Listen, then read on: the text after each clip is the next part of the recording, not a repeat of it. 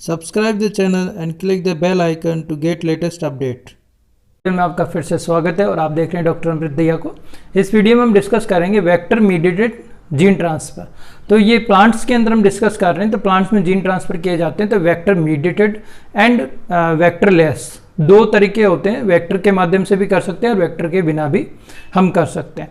तो इसमें हम डिस्कस करेंगे वेक्टर मीडिएटेड के अंदर बैक्टीरिया एंड वायरस के बेसिस पे। तो इस वीडियो में हम पर्टिकुलरली डिस्कस करेंगे एग्रोबैक्टीरियम के मीडिया के थ्रू जो जीन ट्रांसफ़र होता है उसके बारे में।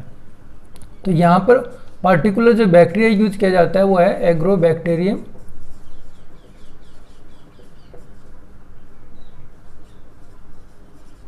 ट्यूमिफेसियंस।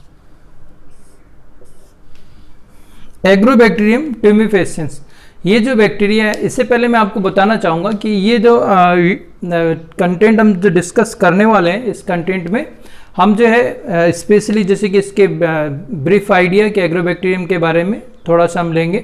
उसके बाद में जो टीआई प्लाज्मिड होता है उसमें कौन कौन से पार्ट हैं वो पूछे, उसके बारे में हम डिस्कस करेंगे क्योंकि जनरली वहाँ से क्वेश्चन पूछे जाते हैं। इसके बाद में जो टीडीएनए का ट्रांसफ़र एंड इंटीग्रेशन जो होता है उसके बारे में हम डिस्कस करेंगे मॉलिक्यूलर लेवल पर। और सबसे लास्ट में जो है आजकल जो है साइंटिस्ट जो एग्रोबैक्टीरियम है उसको एज ए वेक्टर किस तरीके से यूज करते हैं। तो इन 4 पार्ट्स में हम जो है डिवाइड करके स्टडी करेंगे। आप इस वीडियो को पूरा देखिएगा क्योंकि अगर आप इसे देखेंगे पूरा तो आपको जो है कंप्लीट नॉलेज मिल जाएगा कि किस तरीके से होता है और एग्जाम में आप अच्छे से कोट कर सकते हैं और फुल से फुल मार्क्स आने की संभावना भी आपकी रहेगी। साथ ही साथ ऑब्जेक्टिव एग्जाम जो है उसमें भी जो है कहाँ कहाँ से क्वेश्चन पूछ जाते हैं उस पर मैं फोकस करते हुए आपको पढ़ाने की कोशिश करूँगा। तो इस वीडियो को आप स्किप ना कीजिए क्योंकि पूरा देखिए, क्योंकि अगर आप स्किप करेंगे तो आप जो है कुछ कंटेंट समझ नहीं पाते हैं, कुछ पोर्शन समझ नहीं पाते हैं और फिर बाद में जो है बच्चे जो होते हैं कमेंट बॉक्स में कमेंट करके पूछते रहते हैं जबकि वही बात जो है वीडियो में कही गई होती है। तो आप मेरी बात समझ गए होंगे। तो अब हम जो है इसके बारे में डिस्कस करते हैं। देखिए, अब देखिए एग्रोबैक्टीरियम ट्यूमिफेसियंस को देखने से पहले कि किस तरीके से ये जो है किस तरीके से अपना जो ट्रांसफ़र जीन ट्रांसफ़र जो होता है प्लांट के अंदर करता है उसे हम एक ओवरव्यू में देखते हैं। ठीक है, तो ये सबसे पहले एक प्लांट बना लेते हैं सिंबॉलिक तौर पे।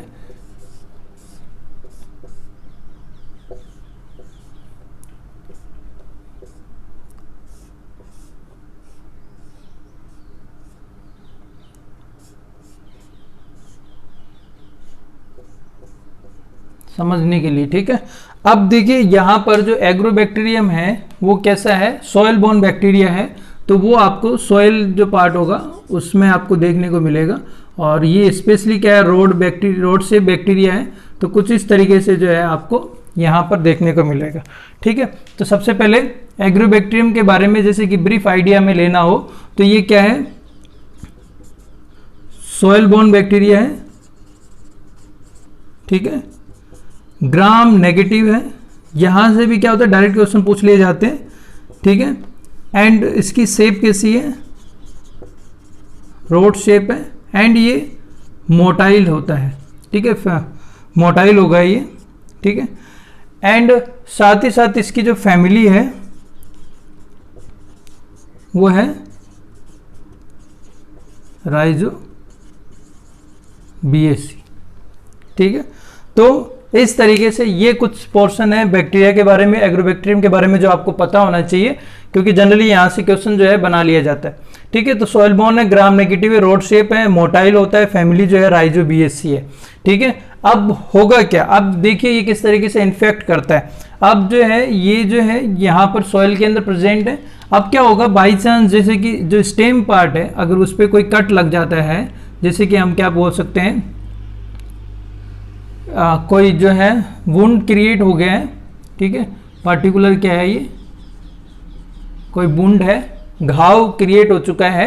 अब क्या होगा, ये जो बैक्टीरिया है एग्रोबैक्टीरियम वो घाव वाली जगह पर क्या करता है, मूव करता है। ठीक है, इसकी मूवमेंट की वजह होती है सिग्नल्स, कुछ सिग्नल्स होते हैं जिसकी वजह से क्या होते हैं ये इसकी ओर अट्रैक्ट होता है। बाकी हम आगे भी देखेंगे, फिर भी मैं आपको बता देता हूँ यहाँ पर कुछ फिनोलिक्स एंड शुगर कंपाउंड होते हैं जिनका सिक्रेशन होता है, जिसकी वजह से क्या करते हैं ये अट्रैक्ट होते हैं, मतलब इनके लिए एज ए सिग्नल के तौर पे काम करता है और ये इस वुंड जो होता है उसके ओर अट्रैक्ट हो जाते हैं। बाद में ये इस पार्ट से अटैच होंगे, अटैच होके यहाँ पर क्या कर देंगे, ट्यूमर क्रिएट कर देंगे। ठीक है, तो इस तरीके से एक ट्यूमर जो होगी वो इस पर बन जाएगी। ठीक है, इस ट्यूमर को स्पेशली क्या कहा जाता है, क्राउन गॉल। ठीक है, इसी वजह से इसको क्या कहा जाता है, क्राउन गॉल डिजीज। तो इस तरीके से आपने क्या देखा, एक बैक्टीरिया है एग्रोबैक्टीरियम ट्यूमेफेसियन जो कि सॉइल के अंदर प्रेजेंट है। स्टेम पार्ट पे जब कभी कोई घाव होगा, ठीक है, तो ये बैक्टीरिया घाव की ओर अट्रैक्ट होंगे, अट्रैक्ट होकर यहाँ से अटैच होंगे, अटैच होकर कुछ केमिकल सिक्रीट करेंगे और उस केमिकल सिक्रेशन की वजह से क्या होता है, यहाँ पर क्राउन गॉल मीनिंग जो ट्यूमर है वो क्रिएट हो जाती है। तो ये जो बैक्टीरिया है वो कौन सी डिजीज करता है प्लांट के अंदर, क्राउन गॉल। यहाँ पर प्लांट जो स्पेशली वो प्लांट, ये जो प्लांट है वो कैसे हैं, डाइकोट प्लांट है। ठीक है, तो ये पॉइंट्स हैं जो कि मैं लिख रहा हूँ वो आपको ध्यान रहने चाहिए।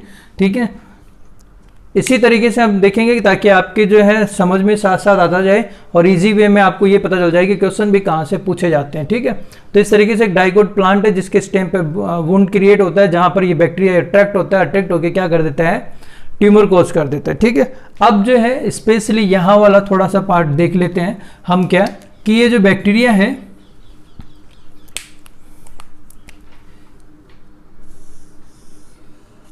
एग्रोबैक्टीरियम, इसका अपना खुद का तो क्रोमोजोमल डीएनए है ही, जिसे हम इसका क्रोमोजोमल जिसे हम डीएनए है तो इसे हम क्या कह सकते हैं, इसका अपना पर्टिकुलर जीनोम है। साथ ही साथ इसमें क्या होता है, प्लाज्मिड भी प्रेजेंट होता है। ठीक है, और ये जो प्लाज्मिड है यहाँ पर टीआई प्लाज्मिड, स्पेशली एक प्लाज्मिड है जो कि यहाँ पर टीआई प्लाज्मिड है। ठीक है, बैक्टीरिया के अंदर इसे टीआई क्यों कहा जाता है, क्योंकि इसका जो अगर वैसे देखा जाए तो ये क्या है, ट्यूमर इंड्यूसिंग प्लाज्मिड है। ठीक है, तो उससे बना है टीआई प्लाज्मिड। ठीक है, अब जो ये प्लाज्मिड है वो प्लाज्मिड के अंदर क्या होता है कि ये प्लाज्मिड देखा जाए, जैसे हम आगे डीआई प्लाज्मिड के स्ट्रक्चर है वहाँ देखेंगे, बट ब्रीफ में आपको बताना चाहूँगा मैं यहाँ पर कि हमें एक ओवरऑल हमारी इमेज बन जाए कि एग्रोबैक्टीरियम क्या है, कैसे वर्क करता है। ठीक है, तो ये टीआई प्लाज्मिड है, टीआई प्लाज्मिड के अंदर कुछ पोर्शन होता है जिसे क्या कहा जाता है, टीडीएनए। ठीक है, तो यहाँ पर जब ये बैक्टीरिया यहाँ पर आपने देखा था कि इससे अट्रैक्ट हुआ, अट्रैक्ट होने के बाद में ये जो बैक्टीरिया होता है एग्रोबैक्टीरियम, वो प्लांट सेल के अंदर क्या ट्रांसफर करता है, टीडीएनए, सिर्फ और सिर्फ टीडीएनए, ना कि टीआईडीएनए। ठीक है, ये बड़ा इंपॉर्टेंट पॉइंट है जो कि आपको ध्यान रखना है कि बैक्टीरिया जो होता है वो टीआई प्लाज्मिड का जो पार्ट होता है टीडीएनए, उसे ट्रांसफर करता है। यहाँ टी का जो मीनिंग है वो है ट्रांसफॉर्म्ड से। ठीक है, ट्रांसफॉर्म्ड डीएनए, इस डीएनए को यही ट्रांसफर करता है, बाकी पूरा प्लाज्मिड ट्रांसफर नहीं होता है। ये वाला जो पोर्शन है टीडीएनए, इसके अंदर कुछ जीन्स होते हैं जो कि क्या करते हैं, ऑक्सिन है, साइटोकाइनिन है एंड ओपाइन, 3 कंपाउंड है, ऑक्सिन, साइटोकाइनिन एंड ओपाइन का सिक्रेशन करते हैं। ठीक है, तो उसकी वजह से क्या होता है, ऑक्सिन एंड साइटोकाइनिन की वजह से यहाँ पर क्या होता है, ट्यूमर कोज होता है।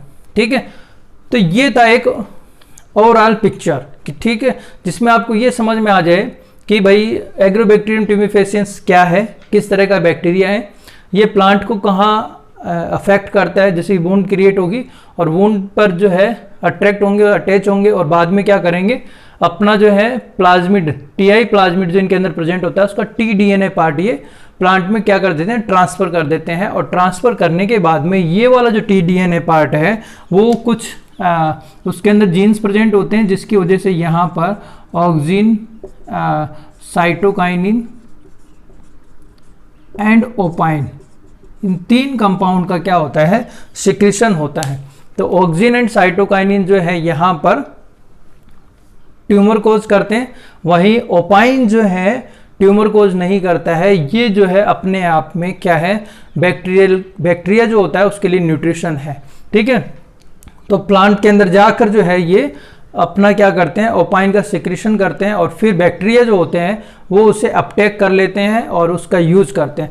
मतलब यहाँ पर ये इंपॉर्टेंट पॉइंट है कि ओपाइन जो है वो बैक्टीरिया के लिए क्या है, न्यूट्रिशन है, मतलब वो अपने लिए बना रहा है, खुद नहीं बना सकता था, बट वो प्लांट सेल के अंदर गया और वहाँ जाके ओपाइन जो है, ओपाइन का सिंथेसिस किया है और फिर जो है उसे यूज करता है। ठीक है, तो ये इतनी कहानी क्यों, ये समझने के लिए कि एग्रोबैक्टीरियम ट्यूमिफेसियंस को नेचुरल जेनेटिक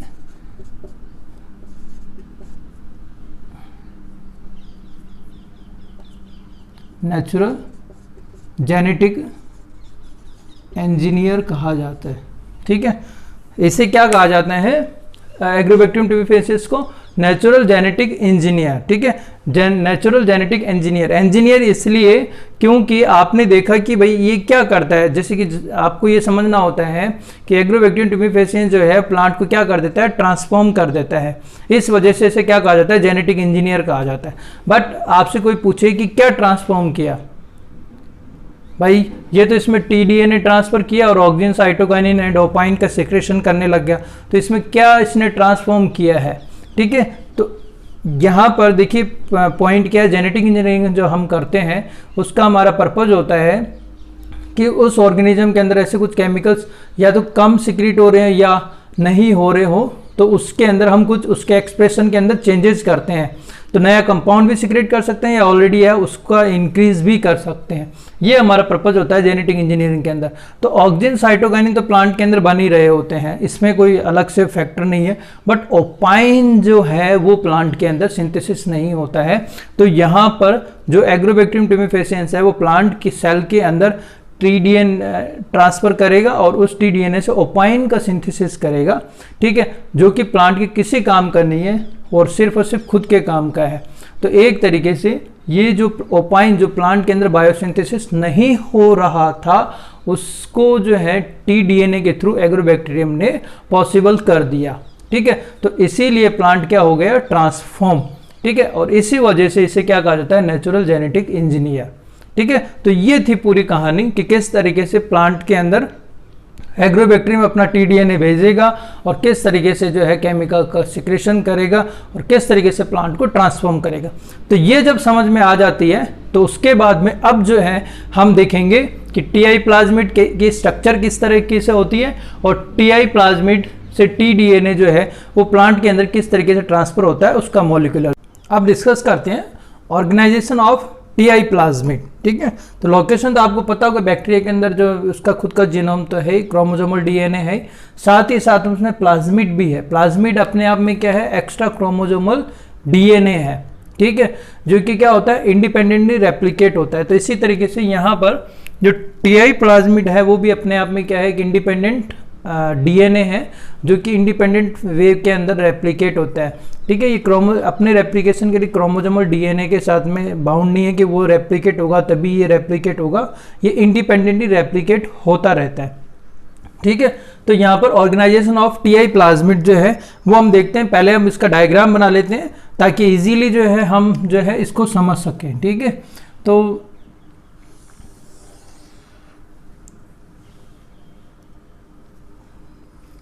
यहाँ पर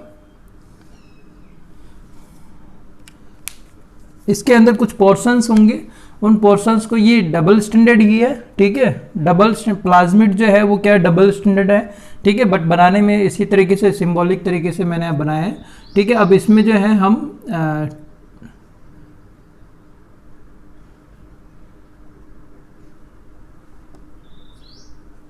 बॉर्डर बना रहे हैं हम ये इसका। ठीक है, ये जो मैंने बनाया है ये दोनों बॉर्डर हैं। ठीक है, यहाँ पर इससे हम बोल सकते हैं लेफ्ट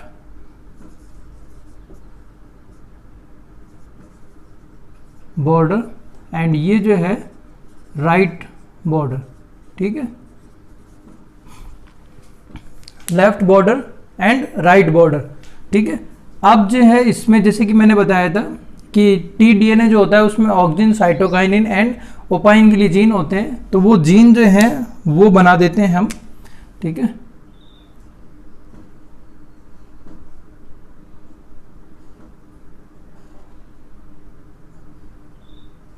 तो कुछ इस तरीके से हम इसमें शो कर सकते हैं। तो ये ऑक्सिन के लिए है ऑक्स, ये साइटोकाइनिन के लिए साइटो, एंड ये ओपाइन के लिए OPS। ठीक है, तो कुछ इस तरीके से हम लिख सकते हैं, OPS की जगह यहाँ पर OCS। ठीक है, तो इस तरीके से आपने देखा कि लेफ्ट बॉर्डर है और उसमें बीच में राइट बॉर्डर है। ठीक है, दोनों तरफ, और बीच में 3 जीन है, ऑक्स, साइटो, OCS। ऑक्स जो है यहाँ पर ऑक्सिन के लिए, और साइटो जो है साइटोकाइनिन के लिए, OCS जो है वो ओपाइन के लिए। ठीक है, इन पोर्शन को, ये जो लेफ्ट बॉर्डर से लेकर राइट बॉर्डर तक है, इसे हम क्या कहते हैं, TDNA।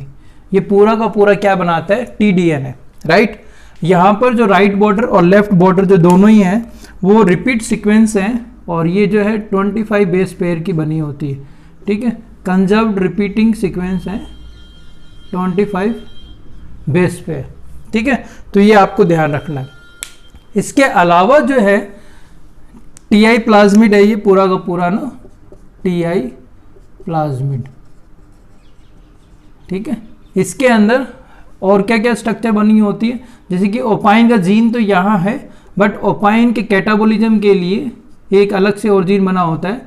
ठीक है, जिसे ओपाइन यहाँ पर, जो कि किसके लिए रेस्पॉन्सिबल है, ओपाइन कैटाबोलिज्म। ठीक है, साथ ही साथ में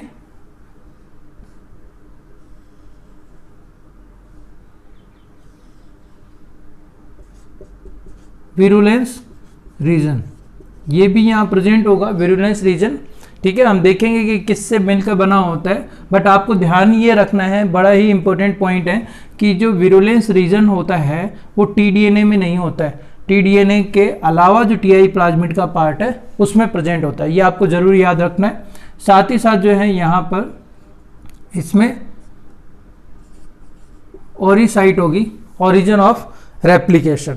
ठीक है, तो इस तरीके से जो हम देखेंगे कि जो TI प्लाज्मिड होता है उसकी कंप्लीट स्ट्रक्चर बनती है। तो इसमें देखा हमने TDNA पोर्शन है, फिर इसमें विरुलेंस रीजन है, ठीक है, ओरिसाइट है, एंड ओपाइन कैटाबोलिज्म है।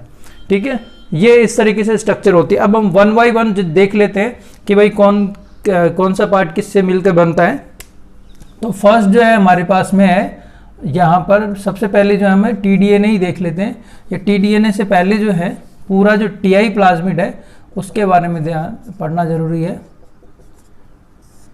ठीक है, अब यहाँ से क्या पूछा था कि TI प्लाज्मिड जो है सबसे पहले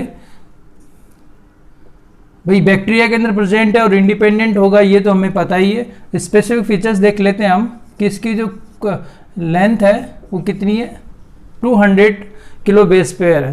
ठीक है, इसकी जो लेंथ होती है 200 किलो बेस पेयर है कंप्लीट TI प्लाज्मिड की। ठीक है, एंड ये जो है वो कैसा है, डबल स्टैंडर्ड तो है ही, TI प्लाज्मिड है, उसके बारे में हमें जनरल आइडिया होता ही है। ठीक है, इसके बाद में जो है हमें जो है यहाँ पर TI प्लाज्मिड को देखने के बाद में कि जनरल साइज वगैरह के बारे में पूछा जाता है। ठीक है, इसके बाद में जो है इसके पार्ट देख लेते हैं, जैसे कि सबसे पहले जो है TDNA है। TDNA जो पोर्शन है TDNA, तो इसमें हमें याद ये रखना है कि सबसे पहले कि T का मतलब क्या है, ट्रांसफर्ड DNA। ठीक है, मतलब TI प्लाज्मिड का कौन सा पार्ट ट्रांसफर होता है प्लांट के अंदर, TDNA। फर्स्ट पॉइंट तो ये ध्यान रखना है। सेकंड पॉइंट ये ध्यान रखना है कि इसकी लेंथ क्या होती है। तो इसकी लेंथ जो है 12 to 24 किलो बेस पेयर की है। ठीक है, ये 200 kb है और ये 12 to 24 kb है क्या। ठीक है, ये लेंथ जो होती है वेरिएबल है, अलग अलग जैसे कि वेरिएंट होंगे उनमें अलग अलग आपको देखने को मिल सकती है।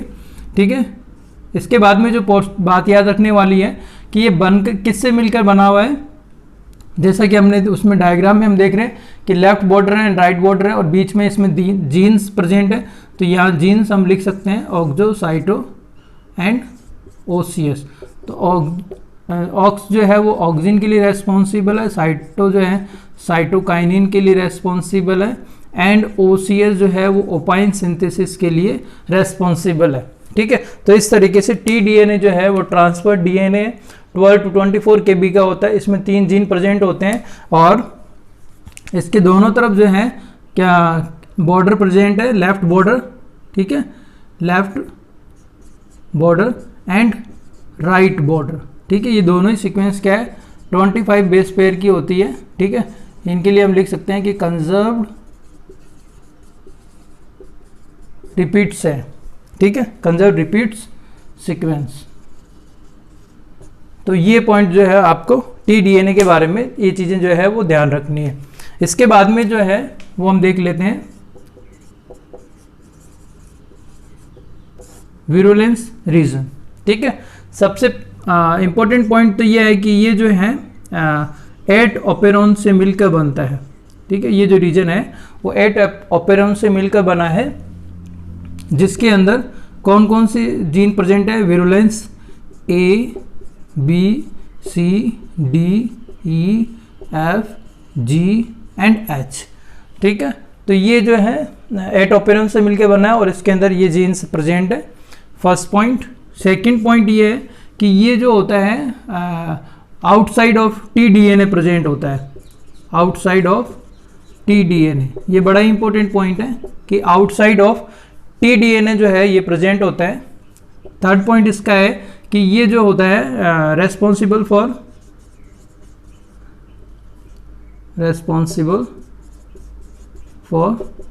टीडीएनए ट्रांसफर, ठीक है। विरुलेंस जीन जो है वो टीडीएनए के ट्रांसफर के लिए रेस्पॉन्सिबल है, क्योंकि सिर्फ टीडीएनए जाता है, बट वो जाता है किसकी वजह से, विरुलेंस जीन की वजह से। ये मॉलिक्यूलर जो अभी पढ़ेंगे तो उसमें आपका अच्छे से क्लियर हो जाएगा। तो ये पॉइंट आपको ध्यान रखने चाहिए, ठीक है। इसके अलावा जो है यहाँ पर कुछ यही पॉइंट हैं जिनके बारे में हमें ध्यान रखना चाहिए, ठीक है।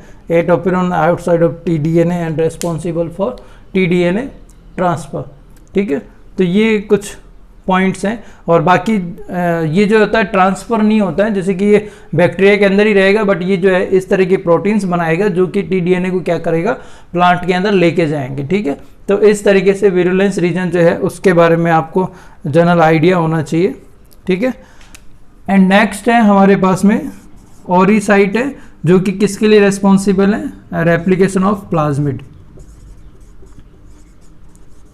रेप्लिकेशन ऑफ प्लाज्मिड, ठीक है। एंड लास्ट है ओपाइन कैटाबॉलिज्म। ये वाला पोर्शन जो है इसमें देखिए आप 2 पॉइंट याद रखने, ये ओपाइन के अपटेक एंड मेटाबॉलिज्म दोनों के लिए रेस्पॉन्सिबल है, ठीक है। रेस्पॉन्सिबल फॉर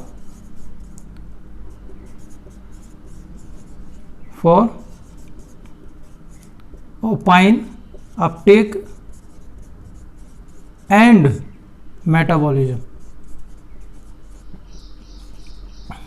ये कैसे, क्योंकि आपने देखा था कि यहाँ पर टीडीएनए के अंदर प्रेजेंट है ओपाइन जीन, तो और ये टीडीएनए कहाँ जाएगा, प्लांट के अंदर, और प्लांट सेल के अंदर जाके ओपाइन का सिंथेसिस होता है। बट ओपाइन जो है वो न्यूट्रिशन है किसके लिए, बैक्टीरिया के लिए, तो बैक्टीरिया को वापस चाहिए, तो इसके लिए जो है ओपाइन कैटाबॉलिज्म जीन है ये क्या करेगा, कुछ प्रोटीन बनाएगा जैसे कि परमिएज, ओपाइन परमिएज। तो वो क्या होगी, बैक्टीरिया के मेम्ब्रेन में प्रेजेंट होगी और उसके थ्रू जो है ओपाइन जो है अंदर आएगा बैक्टीरियल सेल के अंदर, और बाद में उसका मेटाबॉलिज्म होगा। तो यहाँ पर ओपाइन कैटाबॉलिज्म जो रेस्पॉन्सिबल है for opine Uptake and metabolism, ठीक है। तो ये थे कुछ इंपॉर्टेंट पॉइंट जो कि आपको यहाँ पर ध्यान रखने चाहिए, ठीक है। तो ये था टीआई प्लाज्मिड की स्ट्रक्चर के बारे में। अब जो है हम देखेंगे इसका मॉलिक्यूलर बेसिस कि किस तरीके से टीडीएनए जो होता है वो प्लांट सेल